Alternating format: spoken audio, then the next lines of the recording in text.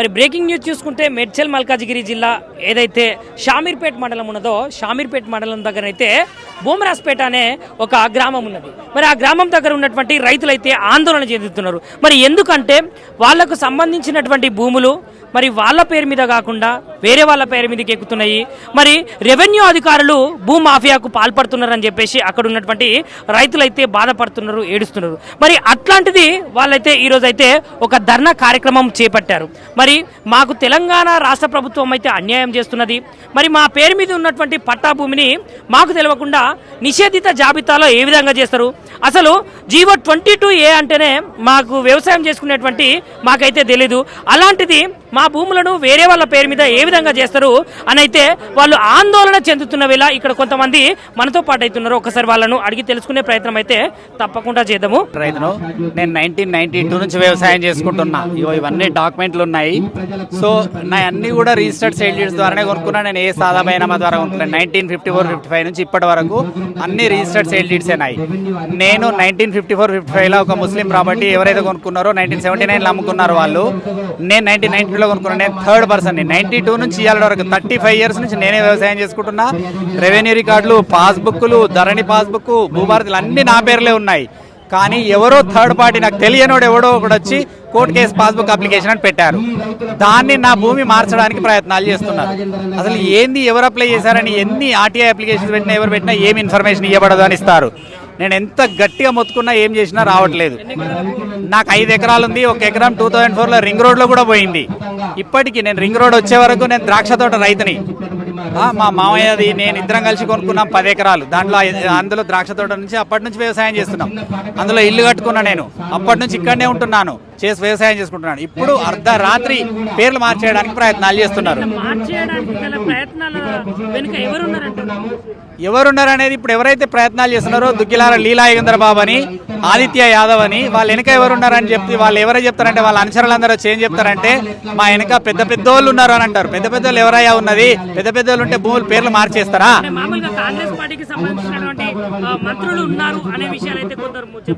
అదే అంటున్నారు, వాళ్ళే చెప్తున్నారు. ఇప్పుడు పొంగులేటి శ్రీనివాసరెడ్డి ఉన్నాడు మా వెనక, మీరు ఏం చేస్తారు అంటాడు. పోతే రేవంత్ రెడ్డి గారు మా వెనక ఉన్నాడు అంటారు. మేము రేవంత్ రెడ్డి గారు ఉన్నాడని మేమైతే అనుకోవట్లేదు, పొంగులేటి శ్రీనివాసరెడ్డి ఉన్నారనేది మేమైతే అనుకోవట్లేదు. ఎందుకంటే ఇలాంటి వ్యవహారాలకు చేయూత ఇస్తారని మేమైతే అనుకోవట్లేదు. ఎందుకంటే నేను రేవంత్ రెడ్డి గారిని కలిసా. నేను టీఆర్ఎస్ గవర్నమెంట్లో ఇష్యూ స్టార్ట్ అయింది ఇది ధరణి వచ్చిన కాడికెళ్ళి. అప్పుడు నేను పోయి కలిస్తే నాకు ఒక లెటర్ కూడా ఇచ్చారు. ఆ లెటర్లో క్లియర్గా చెప్పాడు, మీ భూమి ఎక్కడ పోయా, నేను ధరణి ఫ్యాక్ట్స్ పెడుతున్నాను, ధరణిలో నేను పక్కన పెట్టి మాట్లాడతామని అన్నారు. అలాంటిది ఇప్పుడు ఈ గవర్నమెంట్ ఇంత అన్యాయం జరుగుతుంది. టీఆర్ఎస్ గవర్నమెంట్లో ఇంచి భూమి కూడా మాది ఎవరికి ట్రాన్స్ఫర్ చేయాలి. ఇప్పుడు వీళ్ళ దారిలో వీళ్ళు మార్చేస్తున్నారు. ఇప్పుడు ఎట్లా మారుస్తున్నారు అనేది మాకు పరేషాన్ అవుతున్నాం మేము. అసలు కోర్టు కేసు పాస్బుక్ అంటే అర్థం ఏంటన్నా? నీకు నాకు ఏదైనా కోర్టు కేసు ఆర్డర్ ఉండాలి కదా. నాకు ఎలాంటి ఆర్డర్ లేకుండా నేను అప్రూవ్ చేసి కూర్చున్నారు. ఇప్పుడు ఎవరైనా ఇట్లా తంబ ఇంప్రెషన్ పెడితే అయిపోతుంది, నా పేరు మార్చేసి ఇంకోళ్ళ పేరు వస్తుంది. అప్పుడు అప్పీల్కి పోవాలన్నట్ట. నేను సీసీఐల కమిషనర్ దగ్గరికి అప్పీల్ పెట్టుకున్నా. ఆయన ఒక ఆర్డర్ ఇచ్చిండు, కలెక్టర్ ఇచ్చిండు. ఎవరిచ్చినా ఎంఆర్ఓ ఆర్డీఓ పట్టించుకోరు, వీటి మీద ఏం చేయరు ఇప్పటి వరకు. ఇప్పుడు ఎంఆర్ఓ ఆర్డర్ ఎంఆర్ఓ దగ్గర ఎంబడవాడు రిపోర్ట్ రాపించి పంపిస్తే ఆర్డీఓ అంటాడు ఇట్లా రాసి పంపిస్తావు, క్యాన్సిల్ చేయమని అంటాడు. ఇది ఎక్కడి న్యాయము? ఎక్కడికి పోతుంది దేశం? ఎక్కడికి పోతుంది? ప్రజలు ఎక్కడికి పోతున్నారు? అసలు ఇంత అన్యాయం ఎందుకు చేస్తున్నారో అర్థం అవ్వట్లేదు మాకు. రేవంత్ రెడ్డి గారు, మీరు దయచేసి మా బాధ విని ఒక 10 నిమిషాలు టైం ఇచ్చి మా బొమ్మరాజుపేట రైతుల తరఫున మీరు న్యాయం చేస్తారని కోరుకుంటున్నాం. ఏదైనా ఒక సిట్ వేసి మాకు న్యాయం చేయాలని కోరుకుంటున్నాం. మా నాయన 1000 రూపాయలకి ఎకరా ఉన్నాడు, 9 ఎకరాలు ఉన్నారు. అప్పుడు వాళ్ళకి తాత దగ్గర కొన్నాం భూమి కూడా 1000 రూపాయలకి ఎకరా కొన్నాం. అప్పటి నుంచి ఇప్పటిదాకా 2 సంవత్సరాల నుంచి ఏదో భూములట, ఏదో కేసులట, అదట ఇదట అన్నోళ్ళు ఉన్నారు. కానీ భూమి ఓడో పైసలు ఇవ్వాలంటే, పైసలు ఏమైనా కావాలంటే పైసలు వచ్చేదంటే వసూలు చేసుకోవాలి. కానీ మా దగ్గర రావాలి. కానీ కేసులు వేసి ఎమ్మెల్యేలకు వానికి వీనికి లింకులు పెట్టుడైతే తెలియక కాదు, ధర్మం కాదు, న్యాయం కాదు. మరి సార్ అసలు జీవో నెంబర్ 22A అంటే ఏంటిది? మరి నిషేధిత జాబితా అంటే ఏంటిది? కాదండి, మా సమస్య ఇక్కడ బొమ్మరాజ్పేట రైతుల సమస్య 22A కాదండి. 22A ముసుగులో మాది ట్రాన్సాక్షన్ స్టేటస్. అంటే ఈ సమస్య దాదాపు ఒక 4 సంవత్సరాలుగా ధరణిని అడ్డం పెట్టుకుని ముందు కొంత అప్పుడు ఇబ్బంది పెట్టారు. తర్వాత భూభారతి వచ్చిన తర్వాత భూభారతి అడ్డం పెట్టుకుని ఇప్పుడు ఎవరైతే ఇప్పుడు మేమందరం కూడా ఇక్కడ ఉన్న రైతులు దాదాపు 400 మందిని అందరం కబ్జాలో ఉన్నాం. 50 సంవత్సరాల నుంచి ఈ పొలాలు సాగు చేసుకుంటూ ఒకప్పుడు ద్రాక్ష, ఇప్పుడు కూరగాయలు పండిస్తున్నామండి. అందరికీ ప్రతి ఒక్కళ్ళకి ఇక్కడ ప్రతి ఒక్కళ్ళకి పాస్బుక్లు ఉన్నాయండి, రిజిస్టర్డ్ డాక్యుమెంట్స్ ఉన్నాయండి. ఎవరి దగ్గర కూడా సాదా బైనామా కింద కొన్నోళ్ళు కాదు, అందరు కూడా లీగల్గా రిజిస్టర్డ్ డాక్యుమెంట్ కింద కొన్నారు. అవతల ఒకప్పుడు ఈ రాజకీయ నాయకుల పేర్లు లేదనుకుంటే రెవెన్యూ పేర్లు పెట్టి చెప్తున్నారు. సో వాళ్ళు అది అడ్డం పెట్టుకుని ఈ అన్నిటి కూడా నోటీసులు ఇచ్చి మాకు తెలియకుండా కూడా భూములు మారుస్తున్నారండి. ఇంకొకటి రికార్డులు ఏవైతే ఉన్నాయో అధికారులు రికార్డులను కూడా తారుమారు చేస్తున్నారండి. అది కావాలంటే ఇప్పుడు ఇందాక మీకు రవికిరణ్ రెడ్డి వీళ్ళందరూ కూడా చెప్పారు. అది భూభారతిలో కొన్ని ఏ అయితే వాళ్ళకి సూటబుల్ గా వాళ్ళకి కావాల్సిన రకంగా ఆర్డీఓ ఎంఆర్ఓ వీళ్ళిద్దరు మధ్యలో ఆర్డీఓ చేత ఒక నోటీస్ ఇప్పించి దానికి ఏం ఆధారం లేదండి. మేము వెళ్ళి ఆర్డీఓ దగ్గర ఎందుకు ఇలా మారుస్తున్నారు అంటే, మీరు పలాంటి ఒక వారం తర్వాత టైం ఇస్తున్నాను, ఆ రోజు మీరు చెప్పుకోవాల్సింది చెప్పుకోండి. అసలు అవతలోళ్ళు నోటీస్ ఇచ్చారు కదా, వాళ్ళ దగ్గర ఏ కాగితాలు ఉన్నాయని మేము అడిగితే వాళ్ళకి చెప్తున్నాడు. వాళ్ళు ఒకటి పాత కాగితాలు కానీ ఏ రకమైన డాక్యుమెంట్ కానీ పాస్బుక్ కానీ ఏది లేకుండా ఒక పాత ఏదో ఒక జిరాక్స్ కాపీలు సంబంధం లేని ఇచ్చేసి రేపు కొంతమంది రైతులకి 18వ తారీఖు ఇచ్చారు. ఆ రోజు ఆర్డీఓ చెప్పడం కూడా ఏంటంటే, మీరు చెప్పుకోవాల్సింది ఏదైనా ఉంటే ఆ రోజు చెప్పుకోండి, లేకపోతే నా నిర్ణయం నేను తీసుకుంటాను అంటున్నాడు. మాకు ఏ రకమైన అవకాశం కూడా ఇవ్వట్లేదండి. ఆల్రెడీ హైకోర్టుకి వెళ్ళాము, అన్ని చోట్ల హైకోర్టు నుంచి స్టే తీసుకొచ్చాం. దాదాపు అందరూ ఇప్పుడు ఈ 400 మంది రైతుది ఇదే సమస్య అండి. ఎందుకు ఇప్పుడు ఈ ప్రభుత్వం ఎందుకు రైతులను అది వ్యవసాయం చేసుకున్నటువంటి ఎందుకంటే ఇది ఈ మధ్య రింగ్ రోడ్డు పక్క భూములకి విలువ వచ్చేటప్పటికి కబ్జా కోసం అని చెప్పి వస్తున్నారండి. మాఫియా అండి, అంతకంటే ఏం లేదు. ఉన్నాయండి, ఉన్నాయి, అన్ని ఉన్నాయి. ఎవరంటే రాజకీయ నాయకులు పేరు పెట్టుకుని ఆదిత్య యాదవ్ అని ఒక అతను, అట్లాగే ఇంతకుముందు కొంత గోనె ప్రకాశ్ రావు, అలాగే వీళ్ళందరూ కబ్జాకు వచ్చారండి. మీకు మా సెక్రటరీ కూడా ఉన్నాడు, మా రైతులు మా సంఘం ఏదైతే ఉందో ఆయనతో కూడా మీతో కావాలంటే మాట్లాడిస్తాం. మేము ప్రభుత్వాన్ని ఏం అడుగుతున్నామంటే, ఎవరో ఒకరిని ఇండిపెండెంట్ గా మీరు ఇంతకుముందు కోదండరెడ్డి గారు ఆయన రైతు వేదికకు వచ్చి మా ఊరు వచ్చారు, బొమ్మరాజపేట చూశారు. ఆయన పూర్తిగా మాకు మీ మీద అనవసరంగా చేశారు, మీ ఊరు ఒక కేస్ స్టడీ అని ఇంగ్లీష్లో కూడా చెప్పారు. ఆయన రేవంత్ రెడ్డి దగ్గరికి కూడా నేను తీసుకెళ్తాను, ముఖ్యమంత్రి దగ్గరికి అని అన్నారు. సో కోదండరెడ్డి గారు కూడా ఆయన కాంగ్రెస్ ప్రభుత్వంలో ఒక భాగం, ఆయన కూడా మాతో సంఘీభావం ప్రకటించి మీకు అన్యాయం జరుగుతోంది, ఇది తప్పని ఒప్పుకున్నారు. మేము ప్రభుత్వాన్ని అడిగేది ఏంటంటే, ఇప్పుడు కన్నా ఈ అద్దం పర్థం నోటీసులు ఇచ్చి ఇబ్బంది పెట్టకుండా న్యాయం చేయమని అడుగుతున్నాం. 1954-55 నుంచి రికార్డులు చూసుకొని అందరు రైతులు కొనుక్కున్నారు. కొనుక్కున్న తర్వాత మధ్యలో ఏమైందంటే 89 ఇంకేదో ఒక దొంగ ఆర్డర్ తీసుకొచ్చేసి ఇప్పుడు జనరల్గా ఇప్పుడు కేసీఆర్ గారు వచ్చిన తర్వాత ధరణి వచ్చిన తర్వాత ఏమన్నారు, ఒకసారి ధరణిలో వచ్చిన తర్వాత మీతో ఎవరు అంత జల్దీ ఈజీగా మార్చనీకి వీల్లేదని చెప్పన్నారు. అలాంటిది ఇప్పుడు రైతుకి హక్కు ఉంటుంది కదా, నీకు పాస్బుక్ వచ్చిన తర్వాత నీకు ఒక హక్కు ఉన్న తర్వాత నీ ప్రమేయం లేకుండా ఏదో చిన్న నోటీస్ ఇచ్చేసేసి రాత్రికి రాత్రే నీ పేరు ఎట్లా మార్చగలుగుతావు? వచ్చి పొజిషన్ చూసుకోవాలా, ఎవరిది ఉంది, ఏం సంగతి, ఎప్పటి నుంచి ఉన్నారు, ఏం చూసుకొని ఆపర్చునిటీ ఇచ్చి ఏదైనా ఉంటే చూడాలి. న్యాయ వ్యవస్థ ఉంది కదా, ఏది లేకుండా మొత్తం అధికార యంత్రాంగం మొత్తం వాళ్ళు కొమ్మాయి కాస్తూ ఇష్టం వచ్చినట్టు రికార్డులు మార్చుకుంటున్నారు. ఇది చాలా చట్టవిరుద్ధం. ఇప్పుడు మేము కొనేప్పుడు కూడా లీగల్ అన్నీ చూసుకొనే కొనుక్కున్నాము, దాంట్లో పొజిషన్లో ఉన్నాము, ఆ తర్వాత పంటలు పండించుకుంటూ ఉన్నాము.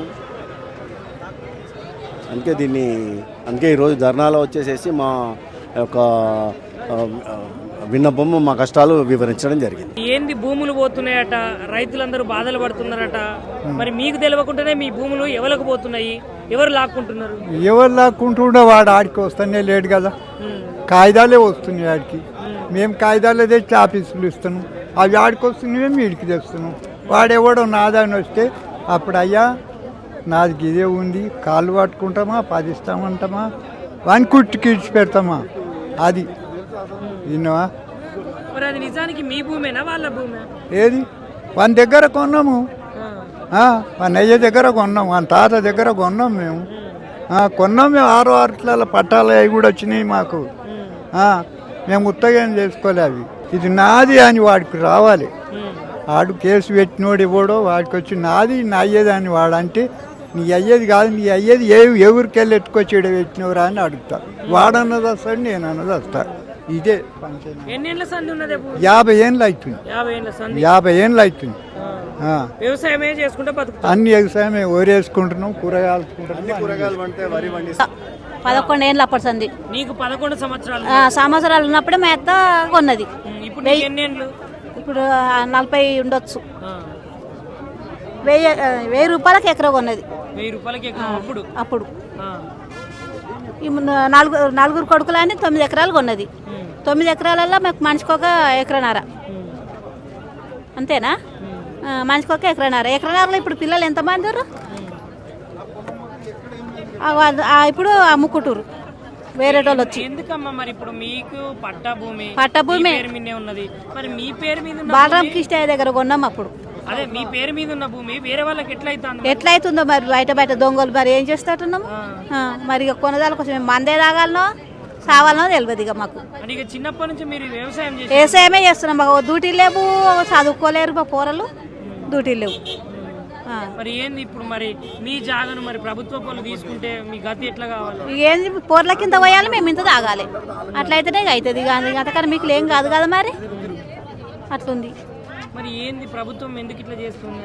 ఎందుకు చేస్తుండో ఏమో అసలు అర్థమైతలేదు. వీళ్ళకి వెళ్ళి అందులోకి పిలుస్తారు, అందులోకి వెళ్ళి వీడికోసనేమో షామీర్పేటకు పోతాడు, షామీర్పేటకు పోతేనేమో కలెక్టర్ ఆఫీస్ కాడికి అంటారు. మళ్ళీ కలెక్టర్ ఆఫీస్ అక్కడ ఎక్కడో పోవాలి. తింపితే కూడా అవుతలేదు ఆ పని. పట్టైనాయి అని మళ్ళీ వస్తుంది నోటీసు. కొన్నారని మళ్ళీ నోటీసు వస్తుంది. మరి ఎట్లా చేయాలి? చేస్తుందా ఏం చేస్తుందో ఇక మొత్తుకుంటున్నాం, తిరుగుతున్నాం, ధర్నా కూడా చేస్తున్నాం. ఇంత మందు తెచ్చుకోవాలి, తాగాలి, సావాలి, ఇంకేం చేస్తాం. మనం ఎకరాలు ఉంది పట్ట భూమి తీసుకుంటుర్రు. మళ్ళా ఏం చేయాలి? మేము చేసేదే వ్యవసాయం. ఆ జాగ తీసుకుంటుర్రు. అంటే ఇప్పుడు నీకున్న భూమి మరి పోతున్నదనే ఆవేదన చెందుతున్నారట. మా భూమి మాకు కావాలని కొట్లాడుతున్నాం. మళ్ళీ పిల్లలు ఎట్లా బతుకుతారు? ఎవరు తీసుకుంటున్నారు మరి భూములన్నీ? అది ఎవరు ఆ పేరు తెలియదు. అట్లా నోటీసులు వస్తున్నాయి మాకు. మాకున్నదే ఎకరా పొలం పోతే మేము ఏం చేసుకొని బతకాలి? మేము చేసేదే వ్యవసాయంలో మేము ఏం చేసుకొని బతకాలి? మాకు వేరేది ఆదాయం లేదు, వేరే పొలం లేదు, మాకు వేరే పని రాదు. ఎన్నేళ్ల నుంచి ఉందమ్మా భూమి? మా ఆయన పుట్టక ముందు మా మామయ్య తీసుకుండంటది. అయితే ఇప్పుడు మేము మా ఆయన 40 ఏళ్ళు 40 ఏళ్ళ నుంచి మేము అదే చేస్తున్నాం పొలం. మాకు వేరేది ఏం లేదు. మా మామయ్య కొన్నాడు. తాతయ్యలా ఏం కాదు, మా మామయ్య 60 ఏళ్ళు అప్పుడు కొన్నాడు మా మామయ్య.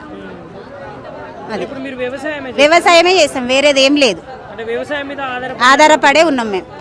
మరి ఎందుకమ్మా ప్రభుత్వం ఇట్లా చేస్తున్నది? మరి ఇక గవర్నమెంట్ అంటే ఏం గవర్నమెంటో మమ్మల్ని చంపుతారా, మాకు భూమి ఇస్తారా, మాకేం అర్థం అవుతలేదు. ఎందుకు రేవంత్ రెడ్డి ఎందుకు ఇట్లా చేస్తారు? ఇక రేవంత్ రెడ్డి అంతకు ముందు ఇట్లనే ధరణి ఉన్నప్పుడు అట్లనే అయింది, ఇప్పుడు అట్లనే అవుతుంది. మా పరిస్థితి మమ్మల్ని ప్రతిసారి రోడ్డు మీకు తెస్తురు, వదిలిపెడుతురు, ఏవి ఇచ్చినా తీసుకుంటారు, చెప్తురు, అంతే ఊరుకుంటారు. నోటీసు ఇప్పుడు మనది రిజిస్ట్రేషన్ ఉన్నా కానీ వేరే దాని మీదకి వేరే వాళ్ళకి రిజిస్ట్రేషన్లు అవుతున్నాయి అంట. ఇప్పటికీ 18 ఎకరాలేమో రిజిస్ట్రేషన్లు అయినాయి అంట. అయితే మాది కూడా పోతుందేమో అన్న భయం ఉంది మాకు. అది మాకు తెలియదు కానీ మేము వచ్చిన నుండి మేము మా మామ సంపాదించిన దాని మీద మేము చేసుకొని బతున్నాము. ఇంతవరకు మేము పిల్లలు ఇంతవరకు చదివించుకున్నామంటే ఆ పొలాలు ఉండేప్పటికే చదివించుకున్నాము. అది నాకు తెలియదు. నేను ఒక 20 ఏళ్ళు అవుతుంది నేను వచ్చి. మా మామ పొలం మీదనే మేము బతున్నాము. ఇప్పుడు ఆ పొలం పోతుందంటే ఇక మాకు దిక్కే లేదు. నాకు 3 ఆడపిల్లలు. నాకు ఈ పొలం ఉందని నేను ఇంత అమ్ముకొని చేస్తానే ధైర్యం ఉండే నాకు ఇంతవరకు. ఇప్పుడు అది పోతే ఏం చేయలేము, చావాల్సిందే ఇక మేము. ఇక అది ఏం చేస్తారో మాకు తెలియదు. ఏడా మీటింగ్ అంటే మేము పోతున్నాము. అది పెద్ద వాళ్ళు ఏం చేస్తారో మాకు తెలియదు. జరగాలనే మేము తిరుగుతున్నాము కానీ జరుగుతుందా జరుగుతలేదా అని మాకు తెలుస్తలేదు ఇక. నమస్తే సార్. నమస్తే. నా పేరు సత్యనారాయణ రాజు. నేను బొమ్మరాజపేట రైతు సంఘం సెక్రటరీని. మా దగ్గర మేమంతా 1965 నుంచి 76 నుంచి అనుకోండి, 76 నుంచి పక్కాగా మన డాక్యుమెంట్స్ తోటి టైటిల్స్ పెట్టుకుని పొజిషన్లో ఉండి వ్యవసాయాలు చేసుకుంటున్నాం. ఇప్పుడు కూడా ఇంకా పొజిషన్లోనే ఉన్నాం. మాకు టైటిల్ కానీ పొజిషన్ కానీ ప్రాబ్లం లేదు. ఇప్పుడు 50 ఏళ్ళ నుంచి మేము పట్టాతోటి మా భూములు వ్యవసాయం చేసుకున్న వాళ్ళకి ఎవరో వాళ్ళ తాతలు ఎప్పుడో 1965లో కొన్నారు ల్యాండ్స్, ఆయన వచ్చి వాళ్ళ మనవలు కొంతమంది, తర్వాత లీగల్ హైర్స్ అని, తర్వాత కొంతమంది జీపీ హోల్డర్స్ అని, వీళ్ళంతా వచ్చి మాకు అప్లికేషన్ పెట్టుకుంటే అప్లికేషన్ పెట్టినోడు ఎవడో వెరిఫై చేయకుండా, వాడికి సంబంధం ఉన్నా లేకపోయినా అసలు జీపీ హోల్డర్ ఎవరో, వాడికి హక్కు ఉందా లేదా వెరిఫై చేయకుండా మాకు నోటీసులు ఇచ్చి మా ట్రాన్సాక్షన్ స్టేటస్ బ్లాక్ చేశారు. ఇది ధరణి వచ్చిన వరకు, ఇప్పుడు 1965 నుంచి ధరణి 2020 వరకు అసలు మా ఈ ప్రాబ్లమ్స్ కానీ అసలు ఇది కానీ లేవు. ధరణి వచ్చిన తర్వాత దాంట్లో ఉన్న లూప్ హోల్స్ పెట్టుకుని వీళ్ళు మన ట్రాన్సాక్షన్ స్టేటస్ ఆపి మాకు నోటీసులు ఇచ్చి మా ట్రాన్సాక్షన్లు ఆపారు, నడవట్లేదు. దీంట్లో కూడా ఇప్పుడు ఒక మొత్తం 1000 ఎకరాలని చెప్తున్నారు. 1000 ఎకరాల్లోనే 250 ఎకరాలు ఈనామ్ ల్యాండ్స్ ఉన్నాయి. ఆ ఈనామ్ ల్యాండ్స్కి 1975లో ఓఆర్సీ సర్టిఫికేట్స్ ఇచ్చారు. ఆ ఓఆర్సీ సర్టిఫికేట్ హోల్డర్ నుంచి కొనుక్కున్నారు. సో అక్కడ 255 ఏకర్స్ వీళ్ళకి సంబంధం లేదు. తర్వాత 1973లో ల్యాండ్ సీలింగ్ వచ్చినప్పుడు ఒక దగ్గర 400 ఎకరాలు చిల్లరగా వీళ్ళందరూ కలిపి వాళ్ళు డిక్లరేషన్ ఇచ్చారు. ఏమని, మేము 66లోనే ల్యాండ్స్ అమ్ముకున్నాం, మాకు ల్యాండ్ సీలింగ్లో లేదు అని చెప్పి డిక్లరేషన్ ఇస్తే ల్యాండ్ సీలింగ్ కూడా ఒప్పుకోలేదు. ముందు ఒప్పుకోకపోతే వీళ్ళేమో మళ్ళీ ట్రిబ్యునల్కి వెళ్ళారు, ల్యాండ్ సీలింగ్ ట్రిబ్యునల్కి. అప్పుడు వాళ్ళు ఈ ఆల్రెడీ 66లో అమ్ముకున్న ల్యాండ్స్కి ఎవరెవరి పేరు మీద అమ్మారో వాళ్ళ పేర్ల మీద 50B సర్టిఫికేట్స్ ఇచ్చి వాళ్ళ దగ్గర స్టాంప్ డ్యూటీ కట్టించుకుని 50B సర్టిఫికేట్స్ రిలీజ్ చేశారు. రిలీజ్ చేసినప్పటి నుంచి అప్పుడు వీళ్ళు ఏం చేస్తున్నారు, ఇప్పుడు ఆ ఈనాంలో మన సీలింగ్ డిక్లరేషన్ ఇచ్చి చెప్పకుండా, ఆ విషయం చెప్పకుండా ఈ 2183 ఆర్డర్ ఉంది, మాకు ట్రాన్స్ఫర్ చేయమని వాళ్ళు అప్లికేషన్ పెట్టుకుంటే ఇక్కడ రెవెన్యూ అధికారులు కలెక్టర్ దగ్గర నుంచి ఎంఆర్ఓ దాకా వాళ్ళని ఎంటర్టైన్ చేస్తున్నారు. కానీ మా గోడ ఎక్కడ వింటలేదు. గత 5 సంవత్సరాల నుంచి తిరుగుతూనే ఉన్నాం. ఆ ట్రాన్సాక్షన్ ఆపేసి అన్ని చోట్ల రిప్రజెంట్ ఇచ్చినా కానీ ఎవరు రావట్లేదు, మా గోడ వింటలేదు.